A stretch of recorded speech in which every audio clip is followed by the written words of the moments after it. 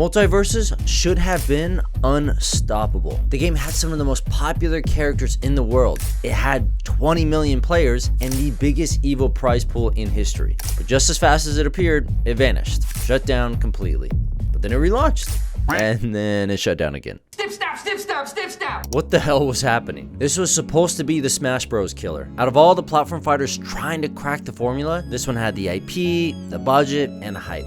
But Multiversus failed. On the outside looking in, it looked like Warner Bros. Themselves had pulled the plug. But that's not the full story, because what really killed Multiversus was worse. Now, it all started with two guys, Tony Hune and Chris White, former Riot game devs, who struck out to build something on their own. Tony had worked on God of War, Chris came from League of Legends, and in 2019, they pulled together a small veteran team. Their mission? Make games for the player. Literally, that's why they named the studio Player First Games. Then came the big surprise. Tony and Chris got Warner Brothers on board. And with that came the announcement, Multiversus. A free-to-play Smash-like fighter, but stacked with Warner Bros. Icons. Superman, Tom and Jerry, Finn and Jake, Velma, Batman, even Arya Stark. And this didn't feel like a cheap licensing grab. It felt crafted. The movesets, the polish, the voiceover cast. They brought back all the voices. Jeremy Shada as Finn. Man, Jake, when you John DiMaggio as Jake. Stop being a butt, Rick. Maisie Williams as herself. The stretchy dog will make a fine trophy on my wall. George Newman as Superman. You're strong, Shaggy, but come and try fighting me. And Kevin freaking Conroy as Batman. One of his final performances. Tell me, do you bleed? Warner Bros. Was clearly going all in. This was their live service moonshot, their Fortnite. And when that first trailer dropped, the hype was unreal. The game just oozed style. It looked fun, it looked loved. Most importantly, it looked like it got the fans. And here's where it gets interesting. Platform fighters aren't exactly new. They're Smash, Rivals of Aether, Brawlhalla, Nickelodeon All-Stars. So what made Multiversus different? Most fighting games, especially platform fighters, are built around 1v1s, but Multiversus, 2v2s. Now, Smash has team modes, all these different fighters have team modes, but they've always been secondary. Multiversus made 2v2 the core experience. And that move was low-key genius. Because think about every breakout multiplayer game from the last decade. What do they all have in common? You play them with people. Games are social now. People don't just log on to grind, they log on to hang. And Multiversus is built around this reality, this new norm. It bridged the gap. Sweaty players could team up with tryhards, but casuals could jump into and just hang out with their buddies and log off. If you lost, whatever. At least you lost with a friend. That design choice widened the appeal massively. Even the trailer leaned into it, literally titled, "You're With Me." Every shot was about teaming up. When the game finally dropped, it blew up. 150,000 concurrent players on Steam. #1 free-to-play game on PlayStation, above Fortnite and Warzone. 20 million players in less than 2 months had logged on and tried the game. But Warner Bros. Wasn't done. To keep this momentum, they sponsored a 2v2 tournament at EVO. The prize pool? $100,000. The biggest in EVO history at the time. Why? Because this wasn't just about casuals, this was marketing. Speak to the hardcore, get their buy-in, and watch the whole community follow. Top Smash players like Void and Nakat jumped in and won. The game had everything going for it. The fun, the fans, the support, the hype. And yet within months, it all just started to crumble. Between August and September of 2022, the game lost 100,000 daily players. Now sure, every new game dips after launch, but this wasn't just a little dip. This was a nosedive. So what happened? Well, it turns out Multiversus didn't implode from one bad decision. It was death by 1,000 punches. So let's start with the most obvious failure. It was a fighting game with no competitive mode, no ranked, no leadership boards, no sense of progression. Even Nintendo had competitive mode in Smash, and they hate people playing that game competitive. Now, ranked mode was teased before launch, but it didn't show up until November. And when it did, it was an alpha test for a week. Then it disappeared. Then it came back. Then it disappeared again. Snip, snap, snip, snap, snip, snap. I don't get what's going on with them adding stuff and taking it away, but the real ranked mode didn't launch officially until February of 2023. 6 months after the beta. You're trying to build a competitive scene, that's not good. You don't spend 6 figures at EVO and then forget to give your community a ranked mode. Without ranked, the competitive players bailed. And with no hardcore base, you've got nothing to convert casuals into long-term fans. No content creators or streamers to keep people engaged. But even if you were one of the loyal ones, you were still getting wrecked by the netcode. Rollback netcode was supposed to be the highlight feature. Low latency, tight inputs, smooth online play. Something I've literally prayed to the Smash gods for a decade. Except in Multiversus, it barely worked. This was the worst implementation of rollback I've ever seen, and I've played fighters since 2003. Lag was everywhere. Some matches felt great, but most felt like an underwater slap fight. And with the game already having balancing issues, that lag just became infuriating. Then there was the monetization. This game was a beta, but you'd never know it by looking at the store. Multiversus was monetized like a full release, and it was rough. Battle passes took forever to complete. Season 1 dragged on for 3 months. Content gaps were brutal. And what did you grind for? A handful of currency, some banners, a profile icon, one single character skin for free players, and only at the very end. Want to unlock another? Better hope you're ready to suffer. So you're sitting there, lagging through games, no ranked mode, and grinding out meaningless matches for a single banner icon. But hey, it's a beta, right? Yeah, except it didn't feel like one. This wasn't we're testing the waters type of beta. This was full monetization, full store, full battle pass, except half the features were missing. That wasn't even the worst part. With players bailing and the momentum gone, Warner Bros, or maybe Player First Games, made a decision. They pulled the plug. To do this the right way, we will be closing Multiversus open beta on June 25th, 2023. Some of you may die, but it's a sacrifice I am willing to make. That's right, the game was shutting down entirely.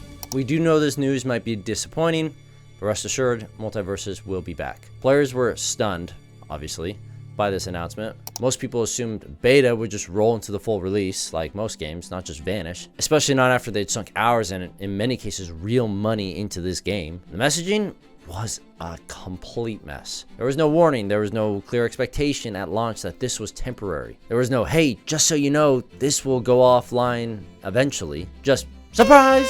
Everything you paid for, gone.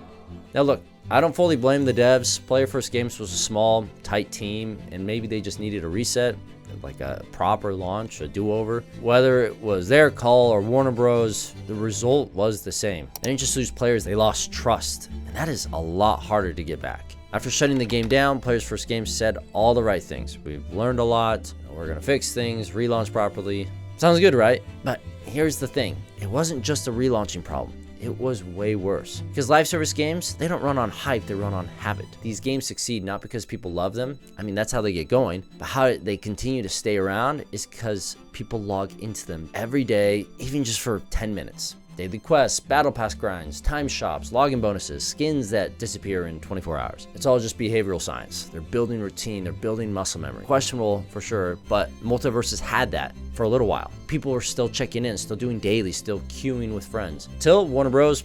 Pulled that plug. Gone. Just like that. Meanwhile, Fortnite had been technically in early access for years, but Epic never took it offline. The only time they did was for a marketing stunt. 2 days, the black hole. Remember, everyone lost their minds? Multiversus, however, was offline for almost a year. Let me be crystal clear. You don't get to break a player's habit and then expect them to come back. Now, yes, other games have done this before. Final Fantasy XIV tanked and relaunched as a Realm Reborn, and that worked. Diablo 4 had an open beta, then went quiet before its launch for a little bit. Anthem tried a do-over with Anthem Next and crashed even harder. So what made Multiversus different? Well, this wasn't really a beta. Not in the way Final Fantasy was, not in the way that some of these other games were. This was a live service game that took your money, right? They dangled those little skins, locked characters behind paywalls, and then just pieced. This wasn't, we're testing features, this was, we're selling content. You don't get to run a full store, then suddenly decide the game doesn't count. Look at Deadlock, still in beta with no monetization yet. I've sunk hundreds of hours into this game. If it shuts down tomorrow, it'll suck. Might get back some time because I spent so much time playing the dang game, but I haven't spent a dime. With Multiversus, people spent money, lots of it. Then one day the team announced, see you next year. No refunds, no communication. It's not a reset, that's a rug pull. And here's what they didn't understand. Time is currency. When you kill the routine, you kill the game. They thought, well, 20 million people played it before, they'll come back. Some will come back, sure, but most will move on. There are thousands of games competing for that same group of players. Why would they wait a year for you to get it together? And honestly, I think I know why they pulled the game. It wasn't just about relaunching, it was about control. Big companies hate building in public. They hate people seeing their mistakes. They want that comeback arc, but they want to ride it behind closed doors. So Multiversus went dark. Fast forward to 2024. The comeback. The second launch was announced May 28th, and just like before, they came out swinging. New PvE co-op story missions, new characters, Agent Smith, Powerpuff Girls, Mark Hamill as the Joker, new combat systems, parries, dash attacks, rebuilt entirely in Unreal Engine 5. What was even better? New netcode.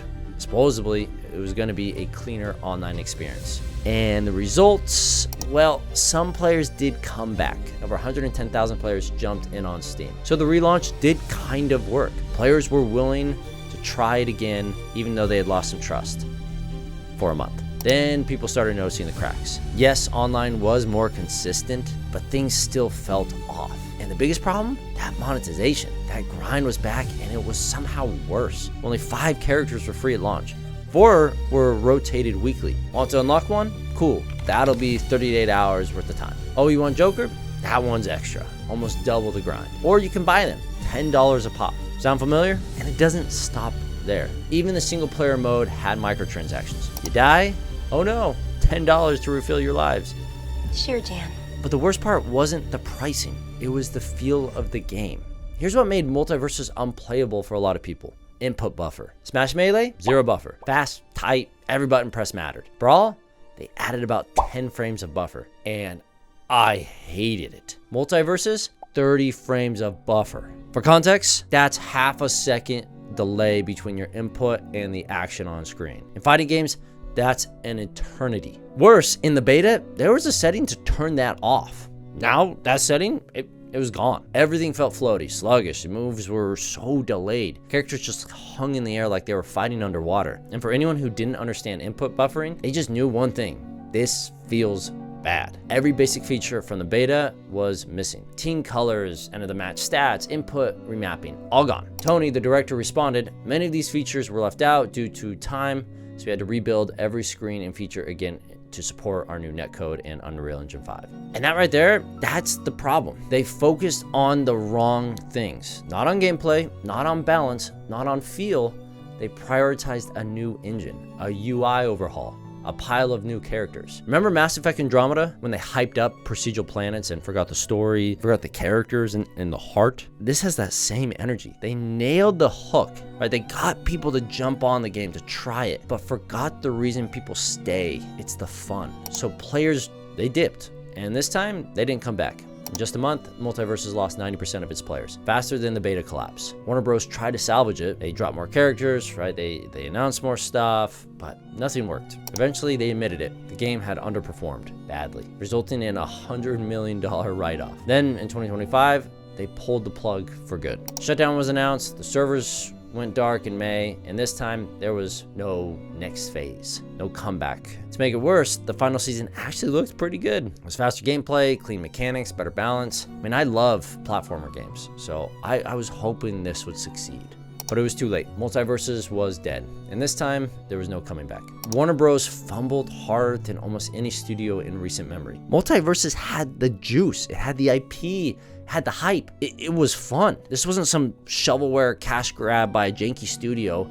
This game had soul. It had potential to be the next big fighting game, to actually break in where Smash is held for 2 decades. And then they just let it on fire. Let's be clear, a game's official release doesn't mean anything anymore. Fortnite was early access for years, and that's when it blew up. Minecraft took over the world in alpha. The difference? Those games didn't rug pull their communities for a dramatic relaunch. They just kept building. The real sin here wasn't the bugs or even the monetization. It was that Multiversus broke the one rule every great game should be doing: following the fun. Not the hype, not the wishlist numbers. What actually keeps players coming back is not flashy new characters, it's the feel, it's the responsiveness, the game loop, the rhythm, the fun, that gameplay. Why has Smash Melee outlived every other Smash? Because it's still the most fun to play, period. I know people would argue that, but it's still the most fun. Multiversus didn't die because it was free to play or because it was a platform fighter. It died because when players came back, the thing they loved was gone. That feel was gone. The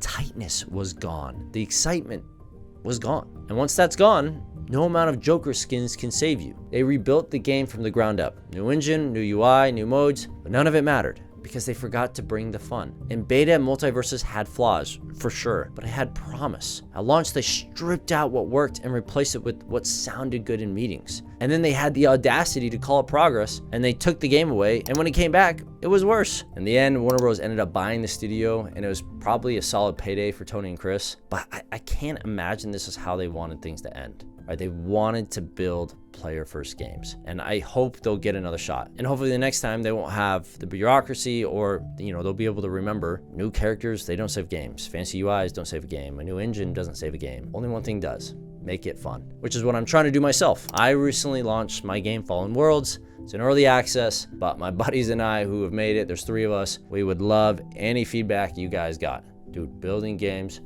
is so hard, if you can't tell from all the videos that I make. So go check out our game, Fallen Worlds. Let me know what's fun, what isn't, what sucks. Be brutal. Help me build a better experience. So thanks everyone. Peace.